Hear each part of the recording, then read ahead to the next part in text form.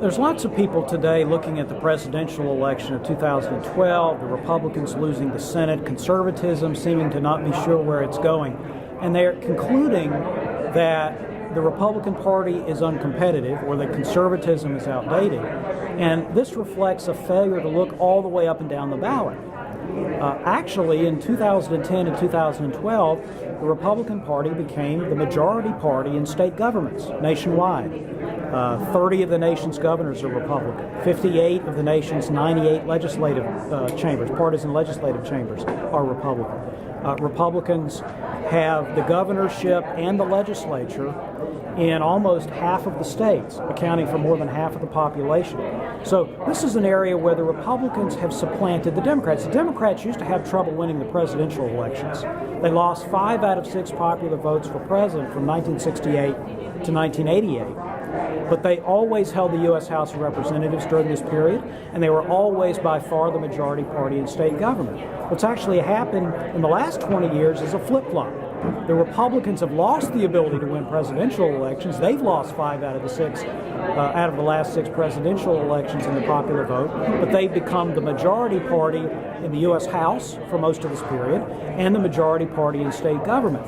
Now, Republicanism and conservatism aren't the same thing, but one of the striking things about the Republican majorities now in all these states is that they're much more conservative, particularly on fiscal issues, than they used to be. They have larger majorities. They don't rely upon moderate to liberal Democrats to maybe pass bills, so they can be more straightforward on their economic and other issues.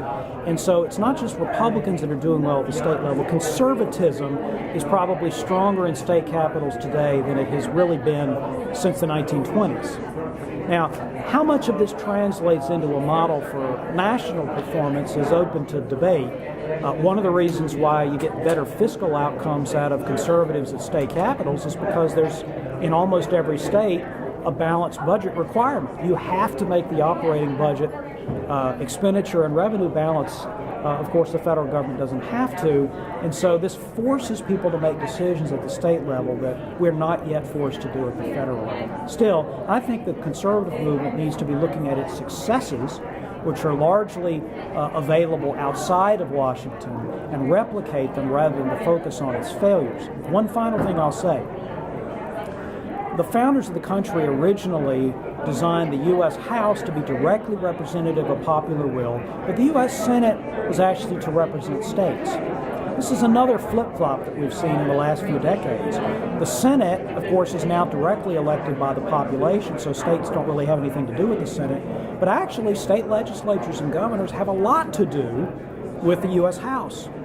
If the Republicans had not taken majorities of legislatures and of governors in 2010, it is very likely that we would have a Democratic U.S. House of Representatives. In other words, Barack Obama would have full control over Washington's power as he had in his first 2 years. This is why state legislative elections are so important and why Speaker John Boehner actually owes his power and authority as much to state legislatures as to his own members.